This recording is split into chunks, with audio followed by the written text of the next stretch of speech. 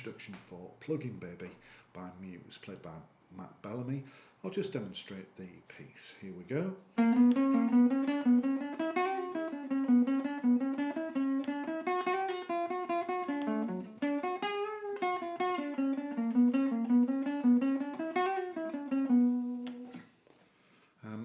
Yeah, it's a little tricky. Great finger coordination device. If you really want to whack that pinky, then this is a good tune to play. It did take me a little bit of time to figure out what I think is a robust fingering for this piece. One of the things I looked at was a live video of Muse playing it, and Matt Bellamy is playing it whilst running down the stage. That tells me that if he can play it whilst running, he's almost certainly not moving the hand. So he's going to grab one position and he's going to stick to that position as much as possible. Let's have a look. The first half starts here, 8th fret of the D. And then we're coming 9th fret of the D. So we started with our 3rd finger and coming to our 4th finger. In fact, I'm going to show you a scale. So we're going to show you a B harmonic minor scale, starting here on the 7th degree, and then we've got the B here. And then we're going to come onto the G string, 6, 7, 9, with fingers 1, 2 and 4 respectively. And then we're going to go 2, 3, fingers 2 and 3 on the B string at frets 7 and 8 respectively. So we've got a little scale that runs.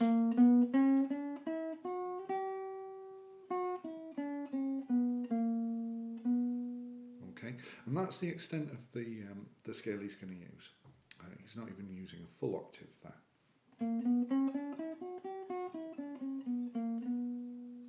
Okay, that's a little bit of an odd position for a harmonic minor scale. Normally we would play it here, starting at 7th fret with our 1st finger. And that means that our 8 and 9 frets on the D would be played with the 2nd and 3rd finger. However, that's quite an awkward way of playing this particular tune. So, having put some thought in, this is the best I've got. So, we're starting at this 8th fret of the D, coming 8, 9 with fingers 3 and 4, and then we're coming up to 6th fret of the J. You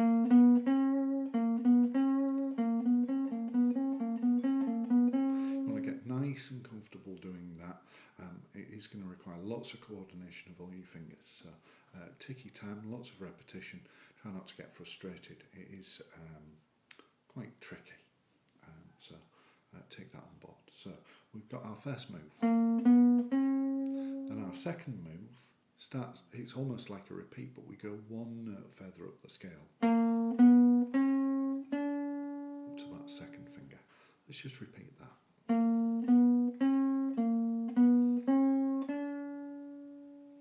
Really nice, very classical sound. So let's just move on. We've got, and then we're going to start another line with our 4th finger here at 9th fret of the D, coming up 6, 7, 9 on the G. So far we've got this.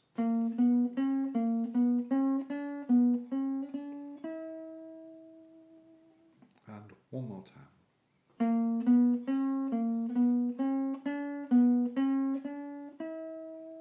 Then we're going to hammer pull 7 to 8 on the B, and then we're just running down the scale, so 4, 2, 1 on the G string, or frets 9, 7, 6 respectively. So far we have this.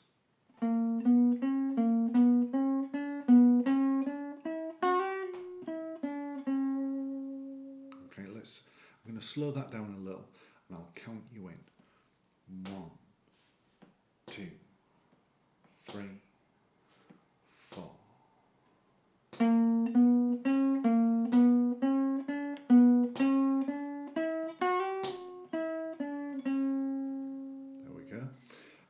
then we're coming to the second half of the riff. Here we're starting with the fourth finger at 9th fret of the D. So it's very similar to the first half, but instead of starting with that third finger, we're now starting with the fourth finger, so it's one note different. And then we're coming back to our fourth finger, up to the fourth finger at 9th fret on the G. Let's just do that again.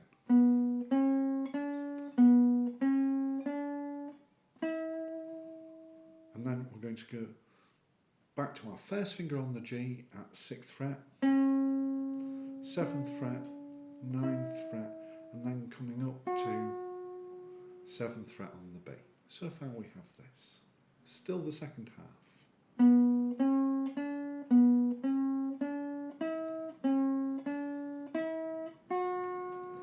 And then we're going to hammer pull. So we're re-picking that 7th fret, hammer pull 7 to 8, and then comes 6, 7, 6, 7. Really nice sharp 4 interval there, giving us maybe a hint of a Hungarian minor scale, which is really nice, really cute idea. So let's just run through that second half again.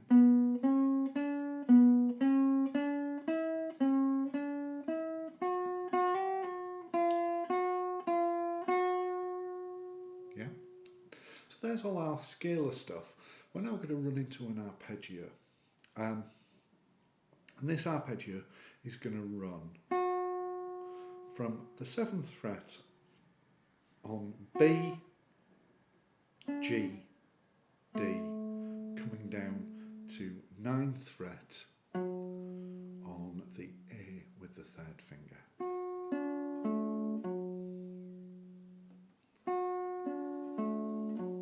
Now, because of the way we've begun that arpeggio, we've actually started the arpeggio with our 2nd finger. So there's two ways of approaching it, and I'll give you my thinking of the way I'm doing it. So we could slide the 1st finger in place there, and then roll the finger down the arpeggio. Let me just show you that from the side. So I'm initially fretting the note on the B string with the pad of the finger rather than the tip, and then I can just roll onto the tip of my finger when I get down to the D string. So very much on the pad on the B, and then I'm just lifting up the pad a little to roll over onto the G, and then rolling onto the tip for the D string there.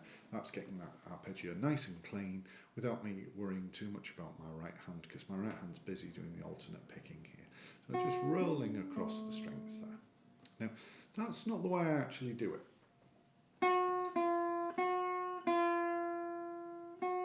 I'm actually going to play that 7th fret on the B with the 2nd finger and then reach across with the 1st finger. You can go either way. Both are acceptable. I just think that 2nd way is a little easier. Yeah, same idea with the 1st finger, but here my roll is a little easier in that I grab the G string with the pad and then roll onto the tip on the D string. So I only have 2 strings to do with that 1st finger.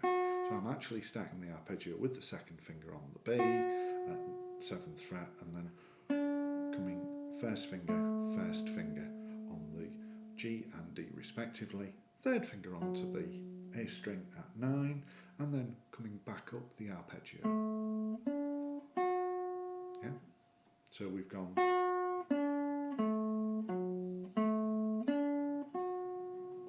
Then we're going to come to 9th fret of the B, which isn't in our scale, it's another borrowed note. And then we're going to push that half a step up to the 10th fret of the B. So we've gone from the major 6th here, pushing up to the minor 7th, neither of which are in our scale. kind of odd. And then we're going to come back down the arpeggio. So let's just have a look at what we've got so far. We've got this 6-7, 6-7 into our arpeggio.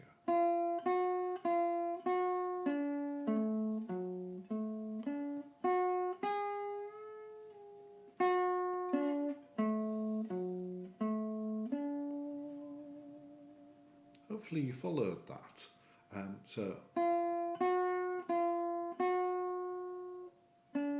7th fret on the G, 7th fret on the D, 9th fret A, 7th fret D, 7th fret G, 7th fret B, 9th fret B, pushed up half a step to the 10th. So as we've come up to 9th fret with the bend, let the bend down, come back down 7 on the B, then 6, 7, 7, 6, 7 on the G. So 6, 7 on the B, 7, 6, 7 on the G. Again, I'm doing a roll of the finger because I've got two notes on the same fret, so my second finger is fretting. That's 6, 7 on the B. That B, I'm fretting with slightly with the pad, and then I can roll onto the G, onto the tip of the finger, 6, 7. So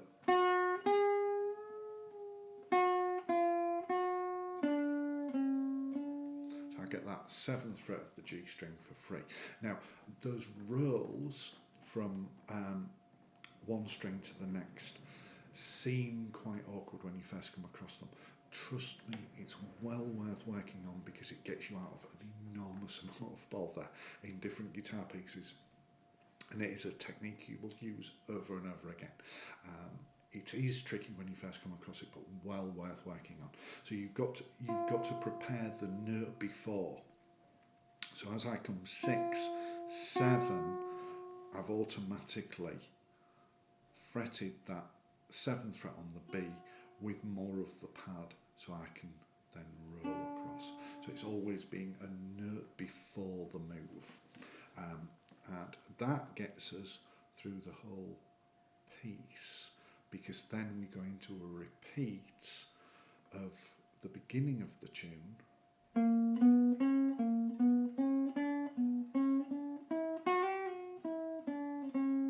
And it lands there on the 4th finger as if we were going to start what I was terming the second half, but it just lands there and the vocal begins. So here's the whole introduction.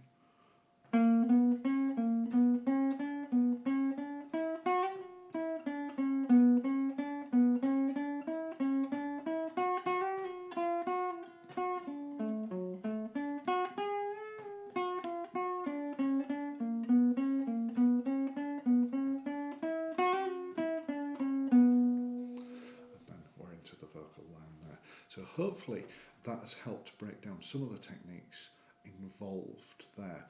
You will notice that I barely move the hand at all the way through there.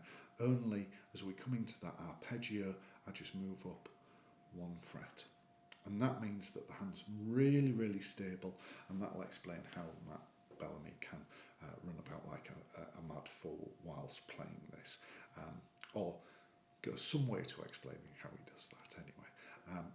In the right hand, I'm strict alternate picking all the way through. Anybody who's got any issues with alternate picking, there's plenty of things I can give you to help you out with your alternate picking. I've just done a video on my warm-up exercises, and the E chromatic scale there can give you plenty of practice for your right hand. Any problems, do let me know. All right, happy practicing.